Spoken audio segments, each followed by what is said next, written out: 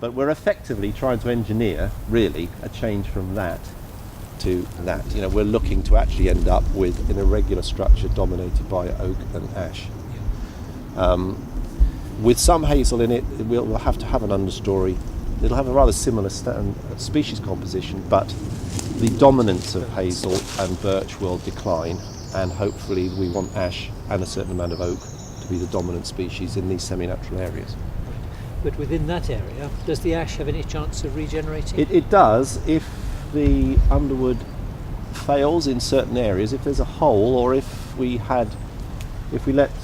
deer pressure was too high and it killed some of the underwood, then you would find ash coming in. Yes, and that is like a fallback to us, because in some cases we can utilise the ash. Every time this is cut, then we may well conserve the ash regeneration that's appeared.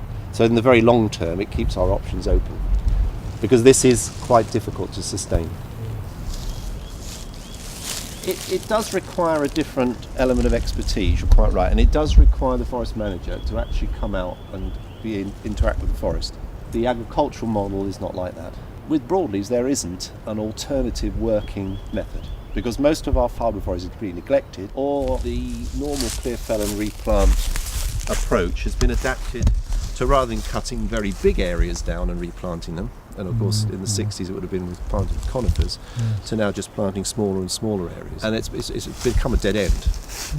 So although this is quite radical, there's no working alternative at the moment. And the great thing about this is that if we get it right and we incorporate an understory, which we need as well, we're actually going to produce a lot of the structural diversity using native species, which will then deliver much more on the biodiversity side, because neglected native woodland has seen declining biodiversity in quite a major way. The other thing is it's very cost effective. It may need a bit more management time, but you're cutting out this very expensive and rather difficult to manage replanting process, which we've seen around using tubes and that sort of thing. And this, I think, is much more sustainable in terms of actually, subject to there being enough managers around who have got the right expertise. It's actually not very difficult to do in practice. The costs are much lower, particularly in the establishment stage. One of the things that strikes me is that farmers are planting woodland, quite often broadleaf woodland, on quite a significant scale. Many farms have got patches of it, and I don't have any idea of what's required to bring it to maturity. But is that a fair?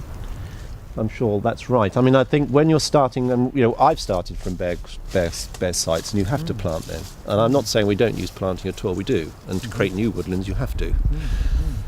Even when we might be wanting to convert conifers to broadleaves more quickly by removing the conifers and planting. Again, I prefer a slower approach very often, but there is a room for that. And there's a whole different discussion we could have about how you undertake planting and after management in order to end up with something worthwhile at 150 years. And particularly with hardwoods, if you don't do the right management at the right time, you end up with largely firewood. And if the design of the planting is incorrect at the beginning, and no, you're quite right, I think there's a lot of concern in the industry that a lot of the broadleaf planting that's been done in the last 20 years will generate very little quality material. Certainly with broadleaves, in order to produce quality, you have to have intervention.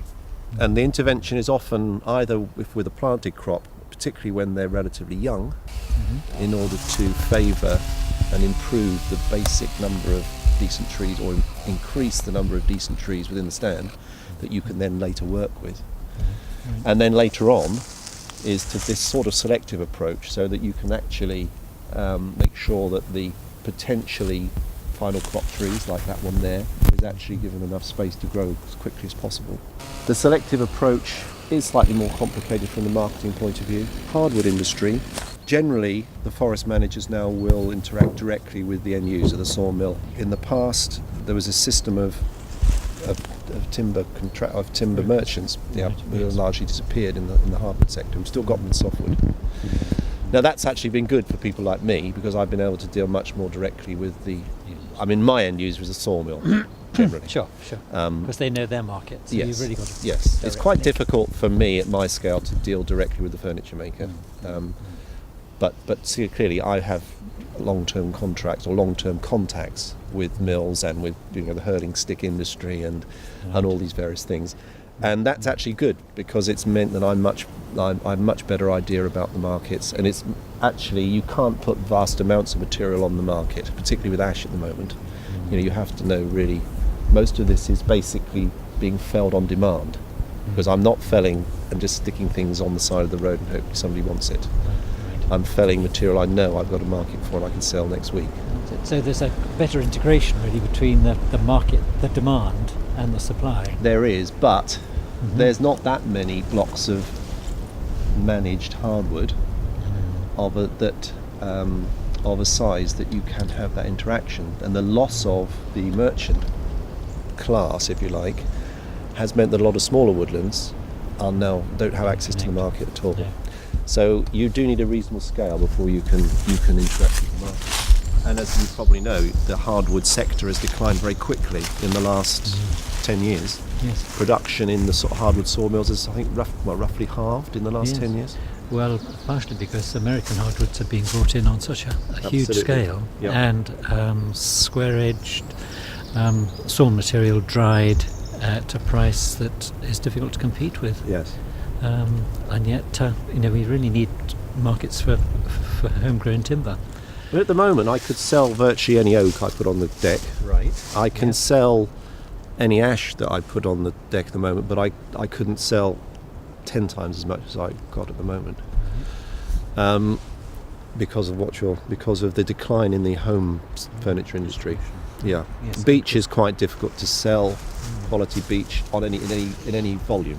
Using a selective approach, getting closer to the markets, I've been able to take this forest estate. When I came here first 22 years ago, 95% of the hardwood forest area was unmanaged, and now we're down to about 20%, but that's on purpose, if you like. It's not absolutely unmanaged, but Yes. we're managing it at a much lower intensity on purpose. And that's been achieved by having a well-developed firewood market and moving to this more selective approach and trying to get closer to the end user. You're in a stronger position than many growers because of what Because you've done. we've got it, yes, and also we have some size. The other great thing about this approach is you're producing the product more evenly. So I'm able to do not a massive amount, but a reasonable amount every year. And that means you build up much better relationships with the end user, particularly the slightly smaller ones, who have actually been quite important for selling ash in the last 5 years. Because I've been selling ash in the last 5 years, even though the general market's been very, very difficult because of, as you say, because of American imports. And again, the overall rhythm now is in stands like this is to come in about once every 10 years to do a felling. If you get it right, that's all you need to do. You don't need to. A little bit of enrichment planting sometimes. But from that point of view, as long as you've got the someone who knows attractions. what they're doing every 10 years, Yes, that's right. the key thing, Yes. So, you're bringing on the next generation, are you? Well, that's a good point. Well, we're introducing training programs. The younger son. Oh, your family. Yeah. Right. Yes, okay, That's the okay. other way of doing it, of course. Yes, quite. But he's quite young, and he's probably. I think we're at the beginning of quite a big change because things like climate change are beginning to impact on forest policy, and the whole question of managing neglected woodlands in England has become quite a major policy issue. This approach, I think, will become much more widely applied in the next 50 years. And the whole question of training of forest managers, I think, will become a significant issue. And we are positioned so that we can assist